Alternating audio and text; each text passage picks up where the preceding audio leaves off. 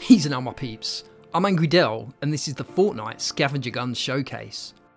With the arrival of Horde Bash, a handful of new bodge job guns have been introduced. They may look more like something out of a Mad Max flick than finely tuned implements of destruction, but are they any good? Well, there's only one way to find out. Let's dive in and see what all this scavenging malarkey is about. The Riptide.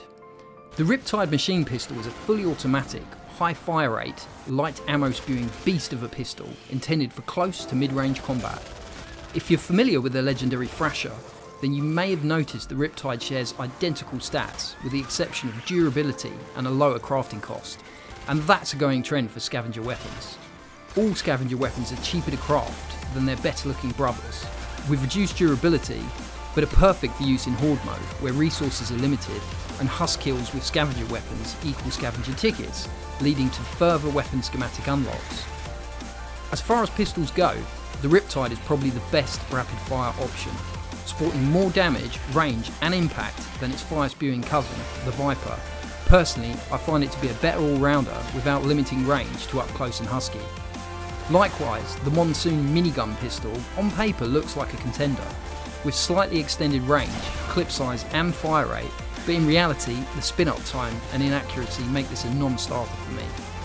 As such, the Riptide is a genuine rapid-fire pistol option, if that's your thing, particularly if you're running a pistol buffed Outlander such as Ranger Deadeye or the newly introduced Southie. If your perks include a high crit rate, this is a dangerous wave clearer, although it takes some self-control to limit burst fire and conserve ammo in the clip. But more so, the Riptide is a formidable tank killer. A full clip burst into most mist monsters will see them destroyed in seconds. I will say though, the Riptide melts ammo, and although it offers extended range, controlled burst fire is required to return any sort of accuracy. But as with any pistol on an Outlander in particular, a phase shift in, burst and phase shift out can provide devastating effects in combat. The Husk Buster. The Husk Buster is a heavy-duty pump-action shotty with limited range, high damage and a reasonable sized clip. It fulfills a niche role within the shotgun class. At present, there is no direct comparable. The Bear is probably the closest thing in terms of both appearance and stats, but there are some notable differences beyond reduced crafting costs and durability that set the Husk Buster apart. Although damage, crit rate and impact are down on the Husk Buster, fire rate and clip size are up, making it a slightly more useful wave clearing option. As with all shotties, multiple husks can be struck with a single round from the Husk Buster, although its angle of attack is somewhere between precision and sawn off. It doesn't offer the wide arc of the side-by-side double barrels or precision of the tactical shotguns, Hydra or Super Shredder. That said, it does fulfill a niche role. For those looking for a high-powered shotty, but with a bit more versatility and wave clear than the Bear, this could be a viable shotgun option. With the advent of the first ever shotgun buffed hero, the all-new Raider Headhunter, there is scope to create a very powerful build with the ability to drop both the tanky mist monsters quickly while mopping up low-level waves. Is it a weapon I'll be investing in? Well, probably not. Its major downside is its slow reload, relying on single round as opposed to full clip reloading as per the Hydra. It can be reloaded mid-clip to speed things up, but overall I'll be sticking to my Hydra and Soldier class as a much more well-rounded option. Old Smokey.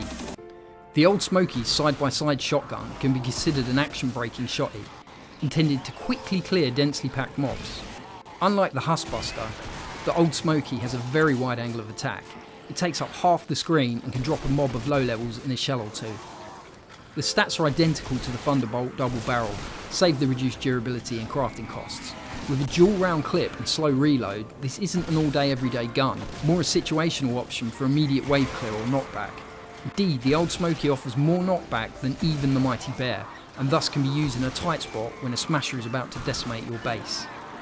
Given the nature of this gun, it could make for a very useful secondary. With the right perks, whether flat damage or crit, the Old Smokey has the potential to not only wave clear in a pinch, but also get you out of trouble when the bigger stuff starts giving it large. The Sunsetter. The Sunsetter is a long-range, high-damage, slow fire rate sniper option that is identical to the one-shot in all but durability and crafting costs. Since the one-shot is one of my favourite sniper options, but is rarer than a post-pubescent Bieber fan, this offers a great opportunity for players to get their hands on a viable one-shot alternative through the Scavenger Llama lottery. the Sunsetter can be considered a situational gun, a secondary for use in kill tunnels thanks to its heavy ammo penetration, or for long-range assassination when avoiding a close quarter fight is the preferred option.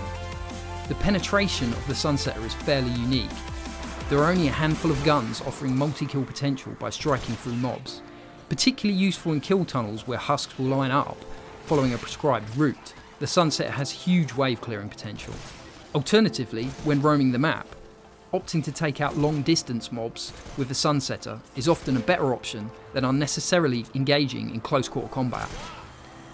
If I didn't have a legendary one shot already, I would be investing in this gun as my preferred sniper option. But as with all guns, the right perks can make or break the Sunsetter. And given the nature of this gun, I would opt for flat damage above all other perks for a truly devastating shot. The Buzzcut. The Buzzcut seems to stand out from the rest of the Scavenger guns. It's the only one with a direct comparable, but better. The Hunter-Killer is the same gun, save the higher crafting cost and durability, but in this instance, the Scavenger equivalent Buzzcut is more powerful, and that's a big deal. Utilising medium ammo, the Buzzcut offers one of the highest single shot damage rates in the assault rifle class, beaten only by the Deathstalker surgical rifle and Hammer Crush shotty, neither of which are direct comparables. Although the Deathstalker offers significantly more range and slightly higher damage, it suffers from a lower fire rate and clip capacity.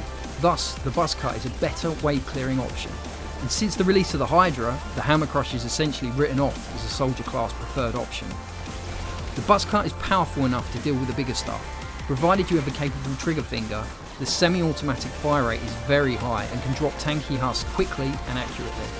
It's easy to land multiple headshots with little to no recoil effects, since this is a semi-automatic rifle. It might not be as straightforward to play as the light ammo fully automatic alternative, the Siegebreaker, and I know I'm going to get slated for saying this, but I actually think it's a better gun. It takes a bit of getting used to since it isn't fully automatic, but skillful shot placement and an itchy trigger finger can turn this rifle into a devastating husk killing machine.